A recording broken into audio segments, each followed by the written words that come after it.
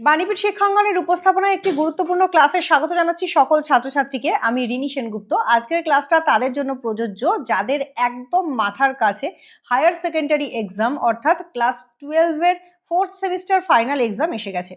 আজকে তোমাদের বাংলার কিছু গুরুত্বপূর্ণ প্রশ্ন এবং তার উত্তর নিয়ে আলোচনা করব এবং প্রসঙ্গত বলবো West Bengal council of higher secondary education, মানে তোমাদের যে বোর্ড থেকে তোমরা পরীক্ষা দেবে সেই বোর্ড থেকে একদম পরীক্ষার আগের মুহূর্তে প্রশ্নের কি প্যাটার্ন এবং প্রশ্নের কি ওরা মডেল প্রশ্ন আর কি তোমাদের জন্য পাবলিশ করেছে সেই নিয়ে কিছু গুরুত্বপূর্ণ কথা আলোচনা করব।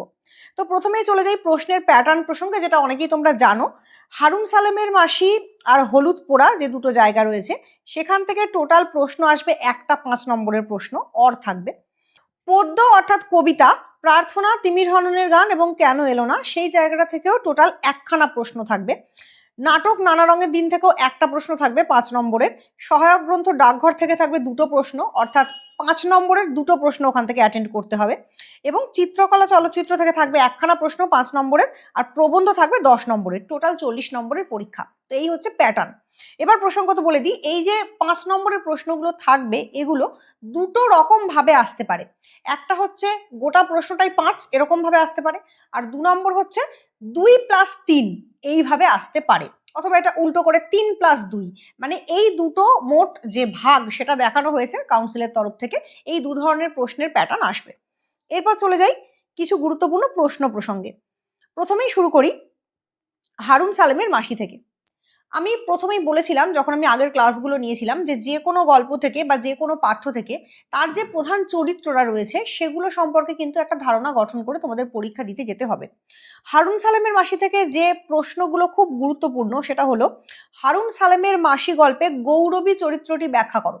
কারণ তোমরা যদি গল্পের নামকরণটা দেখো, নামকরণ দেখবে হারুন সালেমের মাসি, অর্থাৎ হারুন সালেম চরিত্র মানে হারা যে বাচ্চা ছেলেটির চরিত্র নিয়ে গোটা গল্পটা আবর্তিত হচ্ছে, তার মাসি চরিত্রটা এখানে খুব গুরুত্ব পাচ্ছে। নামকরণেও সেই হারুন সালেমের যে মাসি সেই চরিত্রটা গুরুত্ব পাচ্ছে। এক অর্থে আমরা বলতে পারি এটা একটা চরিত্র কেন্দ্রিক বা চরিত্র প্রধান নামকরণ। সেই জায়গা থেকে তোমরা যদি এই হারুন সালেমের মাসি চরিত্র অর্থাৎ গৌরবী চরিত্র এইটা প্রশ্ন আকারে করে রাখো, তাহলে দুটো প্রশ্ন তোমরা এখান থেকে অ্যাটেন্ড করতে পারবে। একটা গৌরবী চরিত্র লিখতে পারবে, আরেকটা হচ্ছে হারুন সালেমের মাসি গল্পের নামকরণের সার্থকতা। এই ধরনের প্রশ্ন এলেও অ্যাটেন্ড করতে পারবে। তার কারণ হলো নামকরণের সার্থকতাটা কিন্তু ওই গৌরবী চরিত্রটাই কেন্দ্রিক। কারণ হারুন সালেমের মাসি কে? সে হলো গৌরবী। এবং এই যে একটা মানবতার সম্পর্ক, হারুন সালেম একটি মুসলিম ক্যারেক্টার বা ইসলাম ধর্মাবলম্বী ক্যারেক্টার, গৌরবী একটি হিন্দু ধর্মাবলম্বী চরিত্র।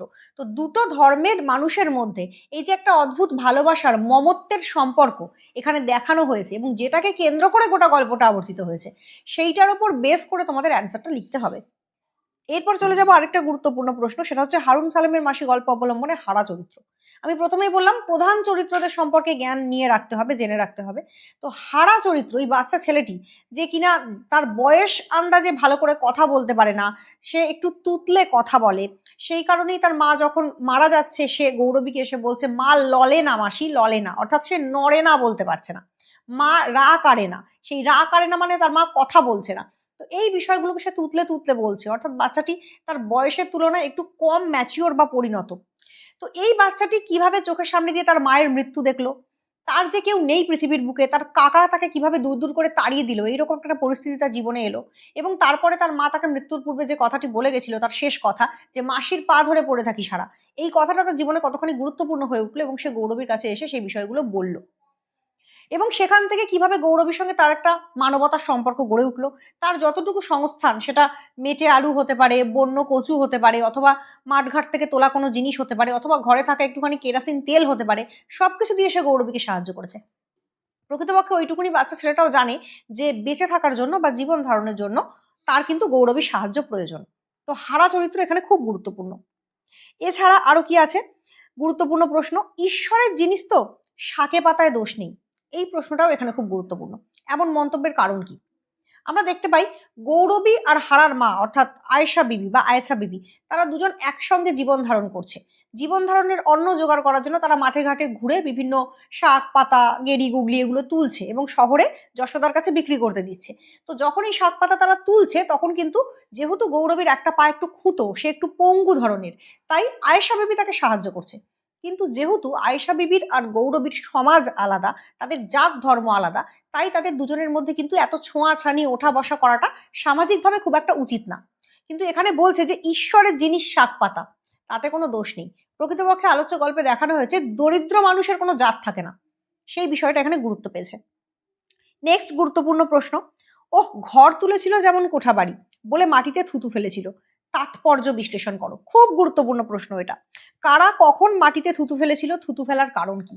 এই প্রশ্নটার উত্তর তোমরা খুব বুদ্ধি করে লিখবে। সেটা হলো, যখন আয়েশা বিবির স্বামী অর্থাৎ হারার বাবা মারা গেছিল, তখন তার সমাজের লোকরাই তার মৃতদেহ কবর দিতে এসে তার বাড়ির উঠোনে থুতু ফেলে বলেছিল যে এত বড় বাড়ি করা তার উচিত হয়নি।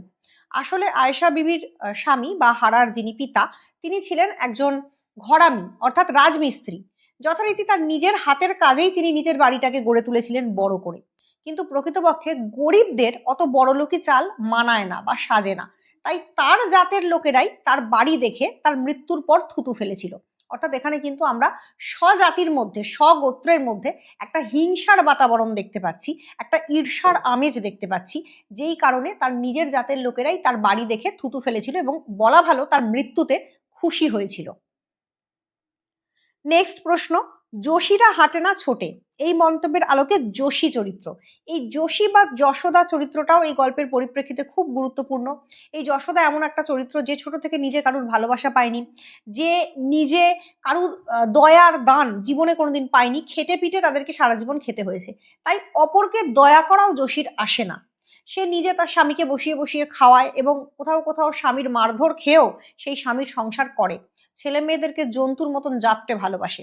এ একটা অদ্ভুত জাত, এদের মনে এই জন্য দয়া মায়া কম।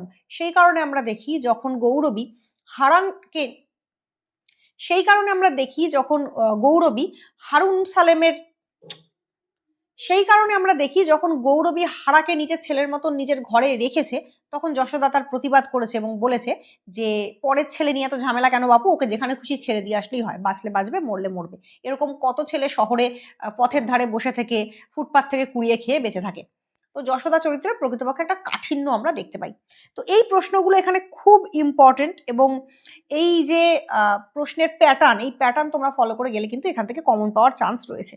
সব গরিবের স্বর্গ এক, খুব গুরুত্বপূর্ণ কথা। প্রকৃতপক্ষে দরিদ্র মানুষদের কোনো জাতপাতের বিভাজন থাকে না। দরিদ্র মানুষদের জীবন একই রকম একটা গতানুগতিক পথে কাটে। সেখানে সবারই একটা জিনিসের প্রতি আশা থাকে, সেটা হচ্ছে অন্ন বস্ত্র বাসস্থানের একটা সমসুযোগ। তো সেই কারণেই আমরা এখানে দেখতে পাচ্ছি যে সব গরিবের কাছেই তাদের স্বর্গ যেন এক।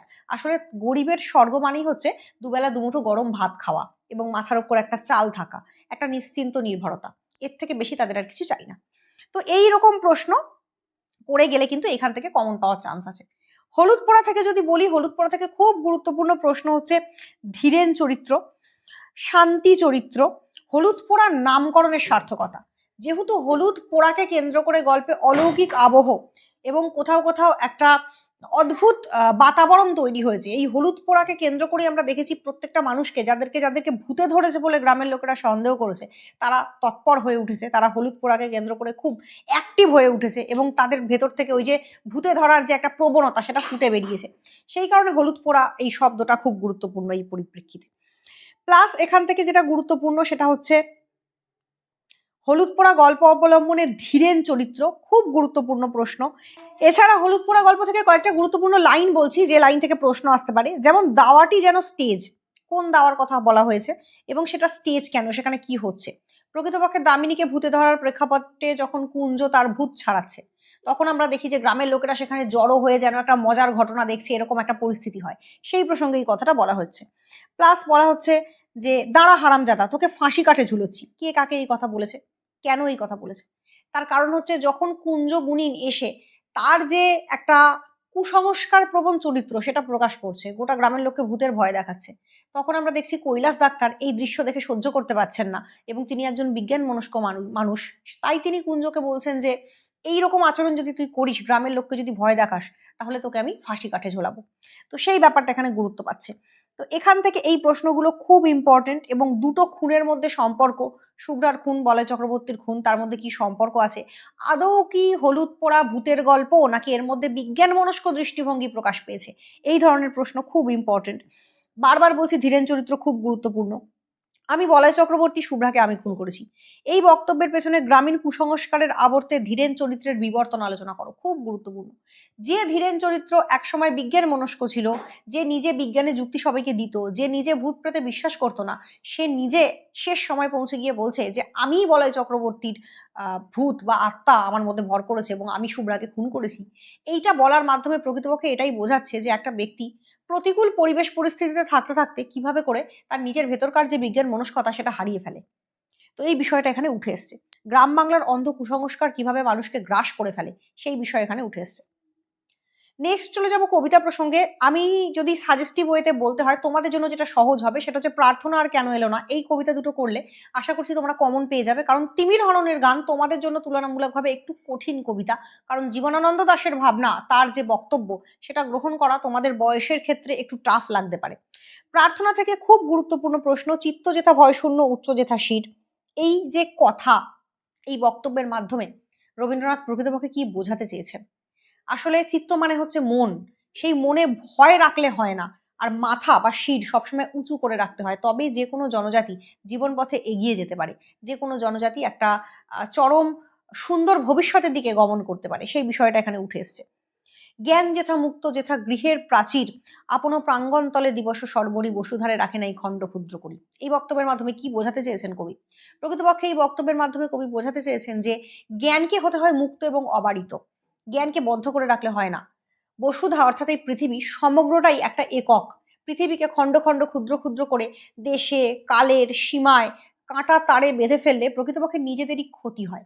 সব থেকে বড় কথা, জাতিতে জাতিতে বিভেদ, দেশে দেশে বিভেদ, বিভিন্ন জনজাতিতে বিভেদ, এইটা করতে করতে আমরা প্রকৃতপক্ষে মানবতার বিরুদ্ধে চলে যাই। মানবতার পক্ষে থাকতে গেলে আমাদেরকে কিন্তু এইটা ভাবলে হবে না, আমাদেরকে একটা বিশ্ব সৌভ্রাতৃত্ববোধের ধারণা নিয়ে চলতে হবে, সেটা এখানে বোঝাতে চাওয়া হয়েছে। নেক্সট খুব ইম্পর্টেন্ট প্রশ্ন এখান থেকে পরীক্ষায় আসতে পারে, নিজ হস্তে নির্দয় আঘাত করি পিত, ভারতের সেই স্বর্গে করো জাগরিত। পিত বলতে কাকে বোঝানো হয়েছে? পিতকে কেন নির্দয় আঘাত করতে বলা হয়েছে? এই প্রশ্নটার উত্তর অনেকেই পারছো না, বারবার জিজ্ঞেস করছো বা কমেন্ট করছো। এই প্রশ্নের প্রকৃত উত্তর যেটা, সেটা হলো যে এখানে পিতা বলতে প্রকৃতপক্ষে জগদীশ্বরকে বোঝানো হয়েছে, পরমাত্মাকে বোঝানো হয়েছে। এমন একটি এক্সট্রিম পজিটিভ বা ইতিবাচক সত্তাকে বোঝানো হচ্ছে যিনি সর্বময় কর্তৃত্বের অধিকারী। গোটা পৃথিবীটা যে ইউনিভার্সাল লতে চলছে, সেই ইউনিভার্সাল লকে বোঝানো হচ্ছে। তিনি হচ্ছেন পরমেশ্বর। সেই পরমেশ্বরকে কবি বলছেন যে দরকার পড়লে তুমি ভারতবর্ষকে আঘাত করো, সেই আঘাত হতে পারে কোনো যুদ্ধ, কোনো বিপর্যয়, কোনো রাষ্ট্রনৈতিক বিপর্যয়, কোনো গণ আন্দোলন, যাই হোক একটা করো, কিন্তু মানুষের মনোবৃত্তির পরিবর্তন করো, যাতে করে মানুষ খণ্ড ক্ষুদ্র সংকীর্ণ তুচ্ছতায় আবদ্ধ না থেকে বৃহৎ মানবতার মন্ত্রে জাগ্রত হতে পারে। প্রকৃতপক্ষে এটাই কিন্তু ব্যাখ্যা। ভারতের সেই স্বর্গে করো জাগরিত, কোন স্বর্গে জাগ্রত করার কথা বলা হয়েছে? প্রকৃতপক্ষে মহান মানবতার সুখ স্বর্গে, যেখানে মানুষ মনুষ্যত্বের পরিচয়ে বাঁচতে পারবে। তো এই প্রশ্নগুলো এখানে খুব ইম্পর্টেন্ট, তার সঙ্গে প্রার্থনা কবিতার বিষয়বস্তু, প্রার্থনা কবিতার নামকরণের সার্থকতা। প্রকৃতপক্ষে গোটা কবিতাটাতেই কবি প্রার্থনা করছেন, তিনি প্রে করছেন যে ভারতবর্ষকে তিনি একটা মহান জায়গায় দেখতে চান, সেই জন্যই কবিতাটা নাম প্রার্থনা।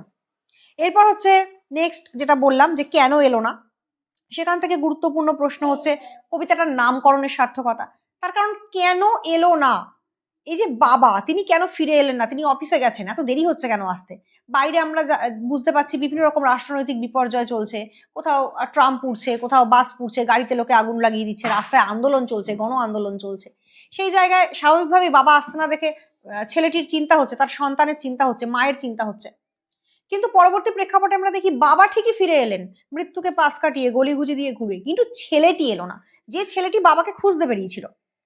তো খুবই একটা দুঃখজনক পরিস্থিতি আমরা এখানে দেখতে পাই, আমাদের সামনে আসে, তাই কবিতাটার নাম কেন এলো না। নেক্সট, কিসের পুজো আজ, পুজোর বর্ণনা দাও, প্রসঙ্গত বালকটির কৌতূহলের কারণ নির্দেশ করো। প্রকৃতপক্ষে বালকটি রাস্তায় বেরিয়ে দেখছে প্রচন্ড ভিড়, চারিদিকে আলো, বাজি ফাটছে। আসলে ওগুলো কিন্তু বাজি ছিল না, ওগুলো ছিল বোমাবাজি, অর্থাৎ মারণাস্ত্রের যে একটা ঝনঝনা, সেটা দেখে ছেলেটা ভেবেছিল পুজোর বাজি। বোম পড়ছে চারিদিকে, বাচ্চা ছেলে, সে বুঝতে পারেনি এবং সেই বাজিকে সে আতশবাজি ভেবে ভুল করেছে, সেখানে সে এগিয়ে গেছে এবং সেখানেই কিন্তু সে বিপদে পড়েছে। মানুষটা এখনো কেন এলো না, কখন কার মনে এরূপ প্রশ্ন জেগেছে? প্রকৃতপক্ষে এই যে বাবার অফিস থেকে তাড়াতাড়ি ফেরার কথা মায়না নিয়ে পুজোর কেনাকাটা করার জন্য, কিন্তু সেই বাবারই ফিরতে অনেক রাত হচ্ছে। আসলে ঘরে যারা বসে আছেন অর্থাৎ মা বা ছেলে, তারা কেউই কিন্তু জানেন না যে বাবার ফিরতে কেন রাত হচ্ছে। আসলে যে রাস্তায় কত গন্ডগোল চলছে, রাস্তাঘাট বন্ধ, সেখানে আন্দোলন চলছে, বোমাবাজি চলছে, এই টেনশনের পরিবেশ তারা ঘরে বসে জানেন না। তাই তাদের মনে হচ্ছে মানুষটা এখনো কেন ফিরছে না, কোনো বিপদ হয়নি তো। তো এখান থেকে এই প্রশ্নের উৎপত্তি। খুব গুরুত্বপূর্ণ আরেকটা লাইন, মৃত্যুর পাশ কাটিয়ে বাবা এলো। মৃত্যুর পাশ কাটিয়ে বলতে কি বোঝানো হয়েছে, বাবা কিভাবে এলেন? না, এই যে অফিস থেকে ফিরছেন একজন মানুষ, তিনি রাস্তায় গণ আন্দোলন দেখছেন, বাস ট্রাম জ্বলতে দেখছেন, বা রাস্তার মধ্যে নানান রকম বোমাবাজি দেখছেন, মৃত্যুর একটা পরিস্থিতি বা পরিবেশ, যে কোনো মুহূর্তে একজন মানুষকে মারা অস্ত্রে অন্য মানুষ আহত হয়ে মারা যেতে পারে, এই রকম পরিবেশ। তাই তিনি গলি ঘুজি পেরিয়ে মৃত্যুর পাশ কাটিয়ে বাড়ি এলেন, অর্থাৎ রাস্তায় যে কোনো মুহূর্তে মানুষ মৃত্যু মুখে পতিত হতে পারে, এমন একটা পরিবেশ তখন কলকাতায় চলছে। কিন্তু শেষ পর্যন্ত তিনি ফিরে এলেও তার ছেলে ফিরে এলো না, সেটাই এই কবিতার মূল ট্র্যাজেডি। তো এই ধরনের প্রশ্ন এখান থেকে করবে। সামনে ইতিহাসের পাতা খোলা, ইতিহাসের পাতা খোলা কেন, তার তাৎপর্য কি, ছেলেটার ইতিহাস পড়ায় মন নেই কেন? প্রকৃতপক্ষে ইতিহাস আমাদের শিক্ষা দেয়। আমরা ইতিহাস থেকে শিক্ষা গ্রহণ করি যে বর্তমান যুগে আমাদের কেমন ভাবে চলা উচিত এবং ভবিষ্যতেও কেমন পদক্ষেপ গ্রহণ করা উচিত। তাই ইতিহাসের পাতা খোলা। ইতিহাসেও রাষ্ট্রনৈতিক বিপর্যয় ঘটেছিল, ইতিহাসেও দেশে দেশে কালে কালে সংগ্রাম গণ আন্দোলন ঘটেছিল, তাই ইতিহাস সাবজেক্টটাকে এখানে গুরুত্ব দেওয়া হয়েছে। এছাড়া কি বলা হচ্ছে, এছাড়া বলা হচ্ছে যে ছেলেটার ইতিহাস পড়ায় মন নেই কেন? না, ছেলেটা পুজোর জামা কিনতে যাবে বলে ব্যতিব্যস্ত। সে একটা এমনই বয়সের ছেলে যে বয়সে বাচ্চাদের স্বাভাবিক একটা প্রবণতা থাকে জামা কাপড় কেনার প্রতি, আনন্দ করার প্রতি, উৎসবে সামিল হওয়ার প্রতি। সেই কারণেই তারা পড়তে বসতে ভালো লাগছে না, কারণ সে জানে বাবা ফিরে এলেই তারা পুজোর কেনাকাটা করতে যাবে। তো এই ধরনের প্রশ্ন এখান থেকে করবে। নানা রঙের দিন থেকে খুব গুরুত্বপূর্ণ প্রশ্ন, যে প্রশ্নগুলো বলছি, যেমন অভিনেতা মানে একটা চাকর, একটা জোকার, একটা ক্লাউন, কেন এই কথাটা বলা হয়েছে, বক্তা কেন বলছেন? বা নাট্যাভিনয় একটি পবিত্র শিল্প, এই কথাটা আমি মানি না, কেন তিনি এই কথা বলছেন? বা তিনি বলছেন আমিও তো মানুষ কালীনাথ, কেন তিনি এটা বলছেন? প্রকৃতপক্ষে এখানে যে বৃদ্ধ অভিনেতার কথা বলা হচ্ছে রজনীকান্ত, তিনি সারা জীবনটা অভিনয়ে অতিবাহিত করার পর দেখেছেন যে বর্তমানে তার ব্যক্তিগত জীবনটা খুবই শূন্য, তার ব্যক্তিগত জীবনটা খুব দুঃখপূর্ণ, দুঃখময়। তাই তিনি আফসোস করেছেন জীবনের প্রান্ত লগ্নে পৌঁছে, তাই তিনি দুঃখ পেয়েছেন, সেই বর্ণনা কিন্তু এখানে রয়েছে। রজনীকান্ত চরিত্র এখানে খুব ইম্পর্টেন্ট, কালীনাথ চরিত্র এখানে খুব গুরুত্বপূর্ণ। নানা রঙের দিন নাটকের যে নামকরণের সার্থকতা, নানা রঙের দিন বলতে কি বোঝানো হয়েছে, এই প্রশ্নটা খুব গুরুত্বপূর্ণ। এছাড়া এখান থেকে আরেকটা গুরুত্বপূর্ণ প্রশ্ন হলো, জানো কালীনাথ একটা মেয়ে, বক্তা কালীনাথকে এই মেয়েটা সম্পর্কে কি বলেছেন? প্রকৃতপক্ষে অভিনেতা রজনীকান্ত যুবক বয়সে যখন একটি মেয়ের প্রেমে পড়েছিলেন, সেই মেয়েটিও তাকে ভালোবেসেছিল এবং তাদের বিয়ের কথা উঠেছিল, তখন সেই মেয়েটি শুধুমাত্র অভিনয় করার অপরাধে তাকে ছেড়ে চলে যায়।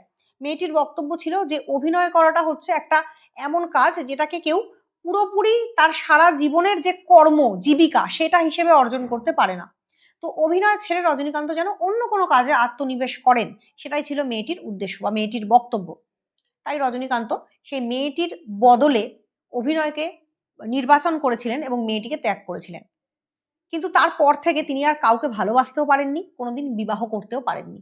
তো ভেতরের এই যন্ত্রণা, ভালোবাসা না পাওয়ার যে একটা আবেগ, সেটা কিন্তু রজনীকান্তের মধ্যে বৃদ্ধ বয়সেও রয়েছে। তিনি দুঃখ পেয়েছেন, সেই মেয়েটির কথা তার এখনো মনে পড়ে, তাকে কত অপূর্ব সুন্দর দেখতে ছিল সেটা তার মনে পড়ে, এবং সেই বর্ণনা তিনি প্রসঙ্গত নাটকের মধ্যে করেছেন।